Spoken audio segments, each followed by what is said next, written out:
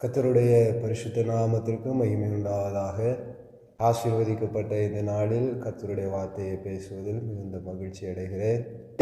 தினத்திலே தியானத்திற்காக சங்கீத புஸ்தகம் 34வது அதிகாரம் அதனுடைய 8வது வசனம் இப்படியாக சொல்லுகிறது: கர்த்தர் நல்லவர் என்பதை ருசித்து பாருங்கள், அவர் மேல் நம்பிக்கையாக இருக்கிற மனுஷன் பாக்கியவான் என்று வேதம் சொல்லுகிறது.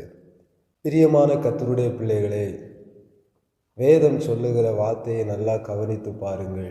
கர்த்தர் நல்லவர், கர்த்தர் நல்லவர் என்பதை ருசித்து பாருங்கள். இந்த வார்த்தையை தான் உங்களோடு நான் சொல்ல விரும்புகிறேன்.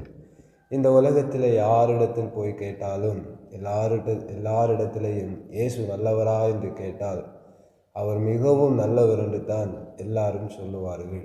அவர் நல்லவர் என்பதை ருசித்து பார்க்கிறவர்களாக தேவனுடைய பிள்ளைகளாகிய நாம் இருக்க வேண்டும் என்று வேதம் சொல்லுகிறது.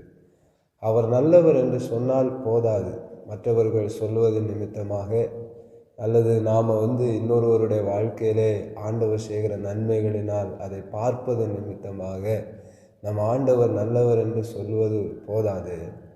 நம்முடைய வாழ்க்கையிலே நமக்குள்ளே அற்புதங்கள் நடந்து ஆமேன் அவர் மிகவும் நல்லவர் என்று சொல்லத்தக்க அளவுக்கு நாம் ஆண்டவரை ருசி பார்த்திருக்க வேண்டும்.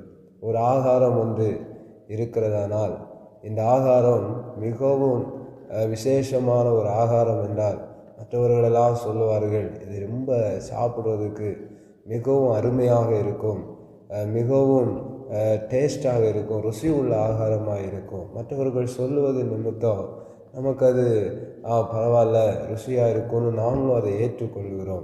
ஆனால் உண்மையாகவே அந்த ஆகாரத்தை நாம் சாப்பிட்டு பார்த்தால்தான் எவ்வளவு ருசி இருக்குது என்று சொல்லி அறிந்து கொள்ள முடியும்.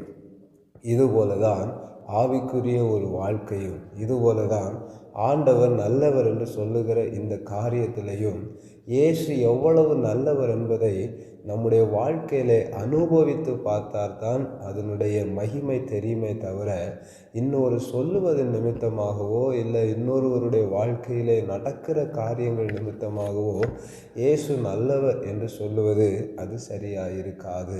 ஏன் இதை சொல்லுகிறேனானால், இயேசு நம்முடைய வாழ்க்கையில் ஒவ்வொரு நாளும் அற்புதங்களை செய்வதை, அடையாளங்களை செய்வதை நம்முடைய கண்கள் அதை காண வேண்டும். இதற்காகத்தான் இந்த வார்த்தையை நான் சொல்லுகிறேன். அந்த அளவுக்கு ஆண்டவர் நல்லவர் என்பதை நாம் ருசி பார்க்க வேண்டும். பாருங்கள், 2 காரியத்தை நான் உங்களுக்கு சொல்லுகிறேன். அநேக காரியங்களில் ஆண்டவரை நாம் ருசி பார்க்கலாம், ஆனால் 2 காரியத்தை மாத்திரம் நான் சொல்லுகிறேன். ஒன்று, ஆண்டவரை நாம் எப்படி ருசி பார்ப்பது அப்படின்னு நாம் கேட்டோமானால், ஆமென், ஆண்டவரை வேத வசனத்தின் மூலமாக நாம் ருசி பார்க்க முடியும். நல்லா புரிந்து கொள்ளுங்கள். ஆமென். ஒவ்வொரு நாளும் வேத வசனத்தை வாசிப்பதன் மூலம், ஒவ்வொரு நாளும் இரவும் பகலும் அந்த வார்த்தைகளை தியானிப்பதன் மூலம், ஒவ்வொரு நாளும் அந்த வார்த்தைகளை பிடித்து கொண்டு ஜெபிப்பதன் மூலம், இந்த வார்த்தைகளை ஒவ்வொரு நாளும் ஆகாரமாய் ஏற்றுக்கொள்வதன் மூலம் இந்த வார்த்தை என்ன செய்கிறது? உங்கள் குடும்பத்திலே கிரியைகளை நடப்பிக்கிற ஆரம்பிக்கிறது. ஆமென். வேதம் சொல்லுகிறது, கர்த்தருடைய வேதம் குறைவற்றதும் ஆத்துமாவை உயிர்ப்பிக்கிறதுமாக இருக்கிறதாம். அப்படியானால் புரிந்து கொள்ளுங்கள், ஆண்டவருடைய வேத வசனத்தை எந்த அளவுக்கு நீங்கள் ருசி பார்க்கிறீர்களோ அது கர்த்தரை ருசி பார்க்கிறதற்கு அடையாளம்.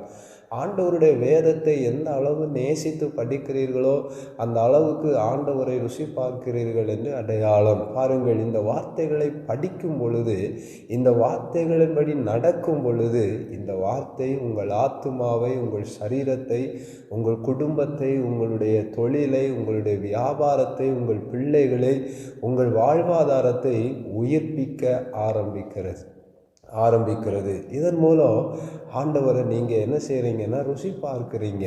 அவ்வளவு ஆண்டவர் நல்லவர் என்பதை நீங்கள் சொல்ல ஆரம்பிக்கிறீங்க. இவ்வளவுக்கு மகிமை உள்ளவர் என்பதை நீங்களே கண்டு கொள்ள ஆரம்பிக்கிறீங்க.